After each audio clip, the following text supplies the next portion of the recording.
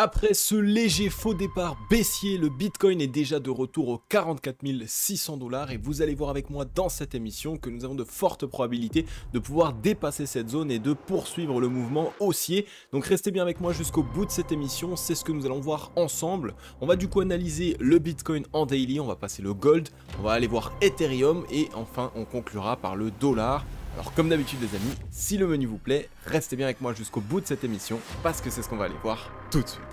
Even when you feel low, you can still go. Even when you feel slow, you can still go.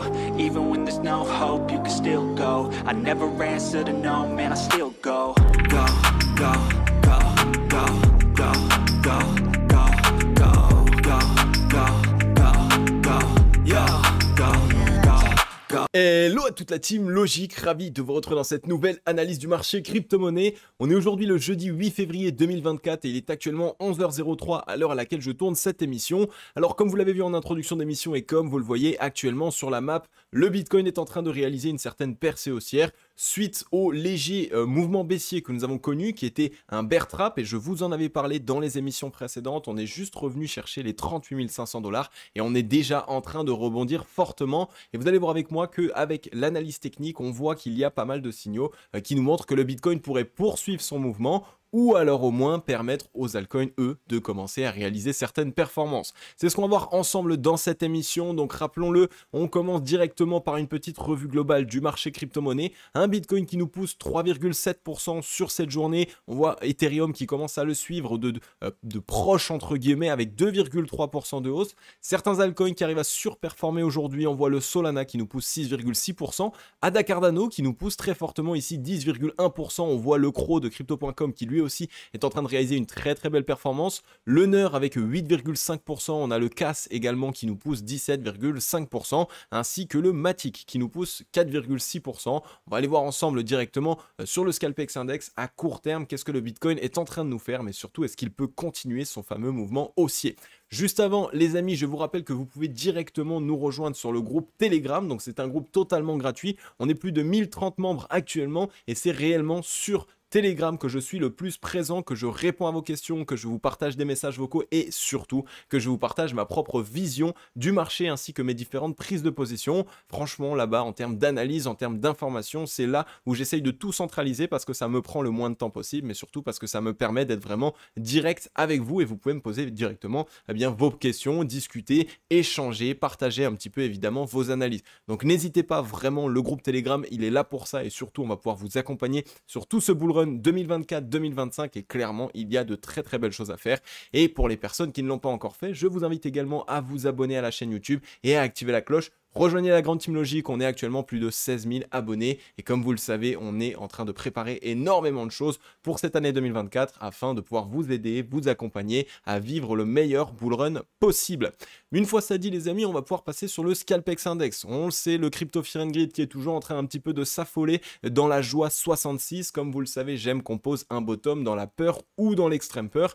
Ici, je vous rappelle que le bottom, on l'a posé quasiment dans la peur, donc c'était déjà un signal plutôt intéressant, mais j'aurais préféré qu'on fasse un petit peu plus peur avant de connaître ce rebond, donc on va bien rester prudent par rapport à ça évidemment. Pour l'instant on est dans la joie 66, on vient à peine de revenir dans la joie, on n'est pas encore dans l'extrême joie et dans des moments où on voit que tous les investisseurs essayent de FOMO, donc on reste prudent par rapport à ça. Il peut y avoir certaines opportunités d'achat, mais clairement les amis, on en avait parlé ensemble dans toutes les émissions précédentes, notre opportunité d'achat, elle se trouvait aux 38 500 $, c'est la zone que j'attendais, c'est la zone que je vous ai partagée et c'est la zone qu'on est venu chercher. Donc ceux qui cherchent maintenant des positions d'entrée sur le Bitcoin, on est dans une tendance haussière, c'est ce que je vais vous montrer ici en 4 heures, on s'est bien mis en place dans une belle tendance haussière, mais évidemment ça reste un tout petit peu tardif. Le but c'est d'acheter des corrections ou d'acheter tout simplement tout ce qui passait sous les 40 000 $. Actuellement on est aux 44 700, donc pour les personnes qui voulaient rentrer, ça peut être un tout petit peu tard. Maintenant, évidemment, à vous de prendre votre décision. Un social index qui est sur Up, un market order flow en recherche neutre ce matin. Alors, qu'est-ce qu'on voit? Eh bien, tout simplement, on est venu chercher la zone exacte que nous avions attendue, qui était les 38 557. On voulait évidemment, en fait, réaliser un retest de cette zone qui était la résistance précédente et qui, ici, maintenant, devait essayer d'être testé en tant que support, chose qu'on a fait. Donc, on est bien revenu la tester et on on a trouvé un très très beau rebond en double bottom. Donc ça, c'est un très très bon signal. On a directement réintégré les 41 000 $ qui était ici tout simplement la borne basse ici de notre range. Donc on a fait une fausse cassure baissière, réintégration. C'est exactement ce qu'on avait vu ensemble dans les émissions précédentes. Donc vraiment, pour les personnes qui l'ont vu dans les émissions précédentes et pour les personnes qui ont pu directement saisir cette opportunité de correction, n'hésitez pas à laisser votre meilleur like parce qu'il est vrai qu'en ce moment, on partage quand même pas mal de pépites. Alors comme vous le voyez, du coup, comme je vous l'ai dit, on est venu faire cette fausse cassure, réintégration et donc directement, on est revenu chercher la borne haute du range qui se trouvait ici aux 44 436 $. On a bien ici tout simplement une dynamique haussière qui a été tenue puisqu'on a fait notre rebond, on est venu chasser le top précédent, on a fait un léger retracement et ensuite on a confirmé tout simplement un deuxième bottom plus haut que le précédent. Et ça, c'est directement ce qui nous envoie le signal que la dynamique haussière est bien maintenue, donc que ce mouvement pour l'instant n'est pas du tout un piège et qu'on est bien en train d'avoir une récupération haussière. Je rappelle que souvent, après avoir fait une fausse déviation baissière et qu'on vient directement partir de l'autre côté, c'est également que les whales ont changé d'objectif. Donc l'objectif ici, lorsqu'on a liquidé les longues, a été atteint, donc là c'est good et maintenant notre objectif est tout simplement d'aller liquider les shorts et pour ce faire évidemment il va falloir commencer à partir chercher des zones stratégiques. Je vous rappelle également que ce type de mouvement là, eh bien, c'est exactement tous les bottoms que nous avons trouvés ces derniers temps, donc sur ce bull run, c'est toujours de cette manière. On le voit ici, on est venu faire quoi? Déviation baissière, réintégration, et ensuite on est parti à la hausse, ok? Donc là, ici, premier mouvement, vous voyez, c'est exactement la même chose qu'on a réalisé. On a fait exactement la même chose ici précédemment. On est venu ici, on a fait le petit nettoyage, donc la déviation et finalement réintégration. Et là également, je vous rappelle, donc je vais vous montrer ici, pareil, on était dans le range, on a fait ici la petite consolidation, déviation en bas et finalement réintégration. Donc clairement ici, on est dans la même disposition, on a fait la déviation, on est en train de s'attaquer à la borne haute. Donc si on est bien dans une tendance haussière et que les acheteurs maintiennent ce mouvement, on est censé du coup avoir une poursuite du mouvement et vous allez voir avec moi que j'ai un petit objectif sur le Bitcoin qui serait entre 50 et 56 000 $ et je vais vous montrer exactement pourquoi sur les graphiques. On va passer juste avant ça évidemment les liquidations très rapidement parce qu'il n'y a pas eu encore beaucoup de liquidations, mais on voit qu'on est venu chercher donc sur ce premier départ le 7 février 2024 66 millions de $ de position short. Et donc généralement ici on voit, ça fait longtemps qu'on n'était pas allé chercher ce petit pic de 66 millions de position short. Donc on a l'information que les whales sont en train tout simplement de changer leur objectif. Donc on avait comme objectif de liquider les longues dans un premier temps. Et bien là actuellement la smart money est en train de vouloir liquider les shorts et surtout on voit qu'on est déjà venu chercher une première petite zone. Donc ça montre que clairement il y avait des shorts et beaucoup de shorts potentiellement qui se sont positionnés sur ce mouvement baissier et c'est la raison pour laquelle on est en train de partir à la hausse. Donc vous allez voir qu'il y a pas mal d'informations. Donc comme dit, les liquidations, vous le savez maintenant, je l'utilise énormément parce que ça nous permet de savoir qu'est-ce que les whales veulent et étant donné que c'est les whales qui décident tout simplement du Bitcoin, donc des mouvements qu'ils réalisent et donc par la suite évidemment de tout ce que le marché crypto-monnaie va réaliser, eh bien il est très intéressant de savoir quel est l'objectif des whales. Donc ici c'est clairement, on est en train d'aller s'attaquer aux shorts et on voit qu'on n'est pas encore allé chercher ce qu'on appelle un pic de liquidation. Ce que j'appelle un pic de liquidation, c'est un minimum de 350 millions de dollars de positions liquidées. Donc là, on en est encore loin et donc ça nous montre qu'on peut clairement poursuivre le mouvement haussier que nous sommes en train de réaliser. Alors, on passe directement ici sur le Bitcoin en daily. Donc vous le voyez ici, c'est très très propre ce qu'il s'est passé en daily. On a fait ici la fausse déviation baissière, réintégration, retest ici de la tout simplement la zone pivot. Donc vous le savez, pour moi dans un range il y a la borne basse ici en bleu, la borne haute ici en rouge et la zone pivot qui est un petit peu la zone qui nous permet de retester la demande. Donc on a bien retesté la demande et la demande a été validée puisqu'on est en train de continuer le mouvement haussier et surtout puisque hier ici on avait avec ce gros chandelier japonais acheteur, on a bien cassé la ligne de coup. Donc le Bitcoin est bien de nouveau dans une dynamique haussière avec une belle réintégration en double bottom. Donc pour moi on est ici dans quelque chose qui est propre. Le Bitcoin devrait pouvoir tout simplement continuer sa hausse ou alors à la limite tout simplement continuer son range jusqu'à avoir la force nécessaire de venir le casser. En tout cas pour l'instant on voit que on a un volume acheteur qui reste pour l'instant décroissant, donc on va surveiller tout ça. On veut évidemment, si on a une cassure aujourd'hui, du gros volume et au pire des cas, eh bien on pourrait tout simplement continuer comme dit cette consolidation et ça pourrait en fait bénéficier aux altcoins plutôt qu'au Bitcoin dans un premier temps. Maintenant si on regarde sur le MACD, pareil, depuis la légère jambe baissière qu'on a réalisée tout simplement ici sur cette petite déviation, eh bien on a déjà a réintégré la zone de neutralité. Donc sur le MACD, ce sont bien les acheteurs qui actuellement dominent le mouvement. Donc le momentum est bien en train de se diriger pour les acheteurs. Du côté du ratio long short, c'est la même chose. On a regagné la zone de neutralité. On est en train de s'orienter à la hausse. On n'est pas encore dans la zone de surachat. Donc clairement, on pourrait tout simplement avoir un mouvement haussier qui pourrait nous ramener ici aux 50 000 $ jusqu'aux 56 000, hein, clairement en termes de force actuellement dans le mouvement, c'est ce que nous montre le ratio long short. On a ici toute cette poussée à pouvoir réaliser et cette poussée elle pourrait nous ramener entre 50 000 et 56 000 avant que les acheteurs s'essoufflent et donc évidemment avant que le mouvement haussier commence à perdre du souffle et soit on consolidera, soit on trouvera une certaine correction.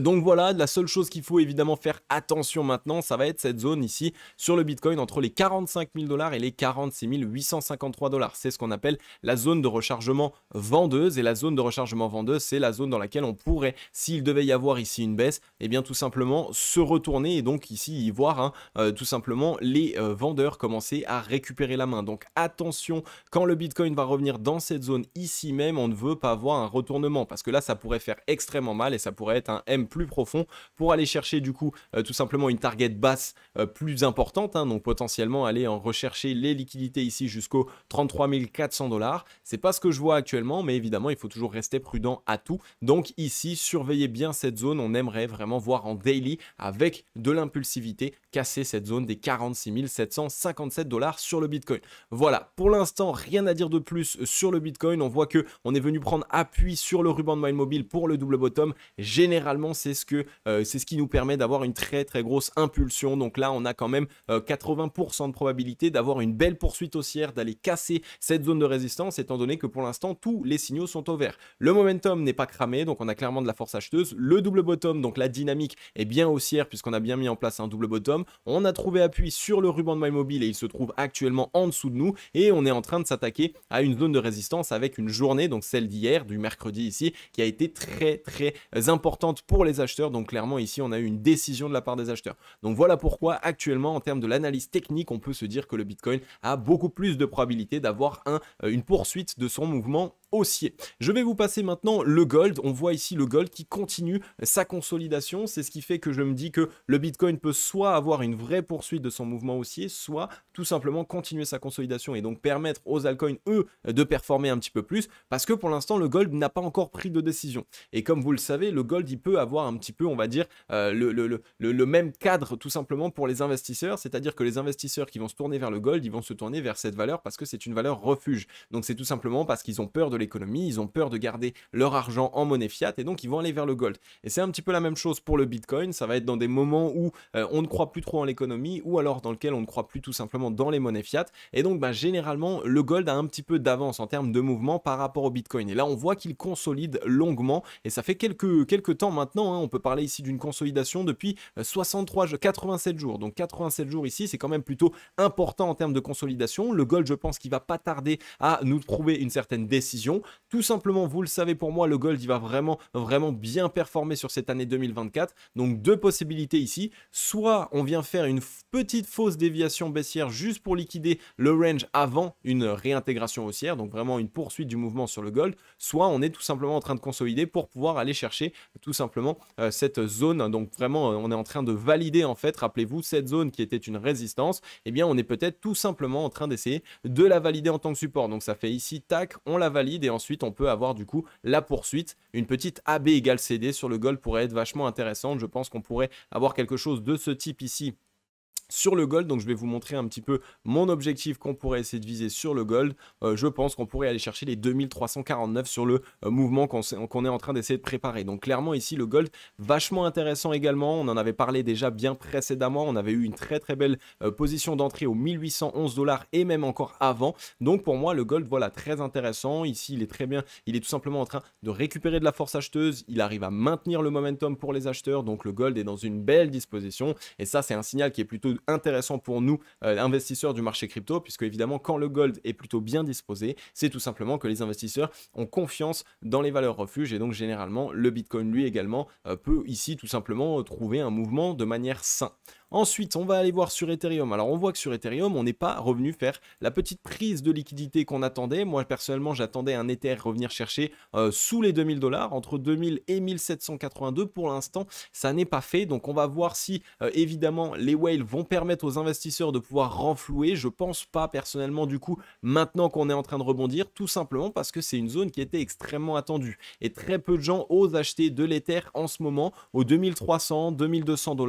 Pourtant, ça reste évidemment extrêmement important puisque pour l'instant, Ethereum n'a pas fait grand-chose. On va dire que le prix moyen d'achat qu'on aurait pu trouver sur Ethereum se trouvait entre les 1500 $ et à la limite 1100, 1200. Donc ça, ce serait un prix moyen qu'on aurait pu trouver. Donc clairement, on est à peine en x2. Donc Ethereum n'a quasiment rien fait en termes de performance. Et donc c'est pour cette raison que je pense qu'il va être plus fort et qu'il va tout simplement continuer son mouvement aussi et ne pas offrir à tous les investisseurs qui attendaient ici eh bien l'opportunité d'entrer dans le cours. Donc attention sur Ethereum, et évidemment ça fait prendre un petit peu plus de risque d'entrer en position ici plutôt que plus bas, et ça c'est tout à fait normal. Donc à vous tout simplement de prendre vos décisions de vos côtés, mais en tout cas moi je sais que j'ai renfloué sur Ethereum ici au 2100 dès qu'on est venu ici faire ce petit dip, tout simplement parce que je pense que Ethereum est en train tout simplement d'éviter d'avoir trop d'accumulation, et il est en train clairement de nous préparer quelque chose, puisque là on est quasiment sur une accumulation également sur Ether depuis maintenant 90 jours, hein. On a des gros pics de volume qui sont rentrés à ce niveau-là, qui commence un petit peu à rentrer. Donc il y a quelque chose encore une fois pour moi sur Ethereum qui se passe. On est revenu au-dessus de la zone de neutralité, donc à voir un petit peu comment est-ce que ça va se passer. Pareil sur le ratio long short, on est en train de retester la zone de neutralité. Si on arrive bien à la regagner aujourd'hui, alors ça va être extrêmement bull, hein. On peut faire quelque chose comme ça, donc là ce serait vraiment très intéressant. Et sinon eh bien on peut tout simplement envoyer le mouvement. Le but évidemment c'est de réintégrer la zone de neutralité sur le ratio long short, mais on voit que là clairement Ethereum, hein, sur ce mouvement baissier, il a récupéré pas mal de force acheteuse, donc c'est ce qui pourrait lui permettre d'avoir tout simplement eh bien, la possibilité d'avoir une poursuite et d'aller chercher ici, vous le savez, mon premier objectif sur Ether, il se trouve ici entre les 3000 et les 3200 $. Et attention, évidemment, par la suite, on a la zone de rechargement vendeuse aux 3900 $ qui pourrait être la zone qui nous marquerait un premier top, donc une première, on va dire qu'on va commencer à manquer de souffle et que ce serait une première jambe baissière qui pourrait se mettre en place. Donc voilà, sur Ether, pareil, pour moi, très intéressant ce qu'il se passe. Je vais peut-être juste avant de vous passer le dollar, regarder la Bitcoin dominance. Donc on a eu ce triple top qui s'est mis en place. Pour l'instant, elle ne veut pas céder, hein. On voit que on attend tous et toutes une certaine correction pour avoir potentiellement une altcoin season. On est en train de se mettre dans une disposition baissière, hein. On fait des tops de plus en plus bas, des bottoms de plus en plus bas, mais pour l'instant pas de réelle décision de baissière de la Bitcoin dominance. Donc on va surveiller tout ça. Il n'y a pas grand chose à dire de plus, hein. On n'a pas encore eu de vraie décision, donc on en parlera dans les futures émissions les amis. Si vous n'êtes pas encore abonné, abonnez-vous, activez la cloche, puisqu'on va vraiment passer un maximum d'informations pertinentes pour que vous puissiez vivre un bull run ici tout simplement eh bien, de la manière la plus intéressante possible. Et ensuite si on passe sur le dollar, on voit que le dollar il nous a mis une petite disposition baissière en place, très intéressant pour nous. On est venu faire une ravalante baissière, donc ici on a eu un chandelier japonais d'impulsion de la part des acheteurs, puis directement ravalé par les vendeurs. Ça c'est très intéressant en termes de chandelier japonais, ça nous montre ici qu'il y a de la force vendeuse et surtout que les acheteurs sont en train de perdre la main. Donc il y a un combat qui est en train de se réaliser actuellement, et il est vrai que si ici on a une poursuite du mouvement, donc si on vient s'attaquer aux 102,91 points, donc tout simplement le bottom précédent, alors ce sera le signal d'un mouvement baissier sur le dollar. Par contre, si on vient directement racheter, réintégrer, ça aura été un petit piège et il faudra attendre évidemment un manque de souffle acheteur, hein, tout simplement. Mais si on regarde sur le ratio long short, on est déjà quasiment dans la zone de d'essoufflement acheteur, donc les acheteurs n'ont quasiment plus de force, les vendeurs eux sont quasiment pleins en force, donc clairement le dollar est pas loin ici de pouvoir nous marquer son top et de démarrer sa correction. Et comme vous le savez, cette correction qu'on attend tant pour vraiment permettre au marché crypto-monnaie de pouvoir se relancer. Et vous voyez qu'on est clairement là actuellement, hein, sur le dollar dans une disposition qui est très baissière. On fait des tops de plus en plus bas, donc on est clairement en train ici d'être juste en train de sauver cette zone de support des 100 points qui est vraiment tenue et maintenue. Et je pense même que c'est tout simplement l'État américain et tous les grosses whales et toutes les banques etc qui continuent d'essayer de racheter du dollar pour éviter une grosse correction, mais à un moment donné ça ne tiendra plus et on va potentiellement céder cette zone des 100 points et réintégrer le range. Et là ce sera vraiment la catastrophe pour le dollar, mais par contre, ce sera vraiment génial pour le marché crypto-monnaie et pour tous les membres de la Team Logic qui sont des guerriers, qui sont là avec moi et qui continuent d'essayer de se former et surtout de continuer à renflouer leur position et à créer des portefeuilles solides. Au moment où le dollar va cracher, ce sera notre meilleur moment pour réaliser un maximum de performance. Avec cette émission, comme d'habitude, j'espère qu'elle vous aura plu un maximum. J'espère surtout que la caméra n'aura pas trop bugué, que ça ne vous aura pas trop dérangé non plus dans l'émission. Malheureusement, j'ai un réseau, un Wi-Fi qui est assez pourri dans cet hôtel. Il est magnifique l'hôtel, mais le Wi-Fi est assez pourri. Donc voilà, j'espère évidemment quand même que la vidéo sera potable, que vous pourrez la digérer. Au pire des cas, ce sera juste ma petite tête qui buggera, mais normalement le son est toujours bon, l'image est toujours bonne. Voilà, je m'en excuse déjà d'avance car je sais que c'est assez compliqué, hein. En ce moment, c'est la guéguerre sur YouTube. Tout le monde fait de la super qualité avec des superbes caméras, avec un son qui est juste génial et un Wi-Fi top. Moi, je suis en Thaïlande, je suis en train de voyager énormément. J'essaie de vous faire des vidéos comme je peux, au moment où je peux. Donc voilà, je m'excuse pour le réseau, mais en tout cas, normalement, vous allez voir que l'analyse est toujours extrêmement pertinente, un petit peu comme toutes les dernières analyses qu'on a faites. Et donc voilà, j'espère vraiment que ça vous aura aidé un maximum. J'espère que ces derniers temps, vous arrivez à réaliser des profits et surtout à prendre des bonnes décisions grâce aux vidéos. Et donc voilà, comme d'habitude, on se dit à très vite dans la prochaine émission. Je vais vous souhaiter à tous et à toutes une agréable journée ou une agréable soirée. C'était Cryptologique. Ciao, bye bye.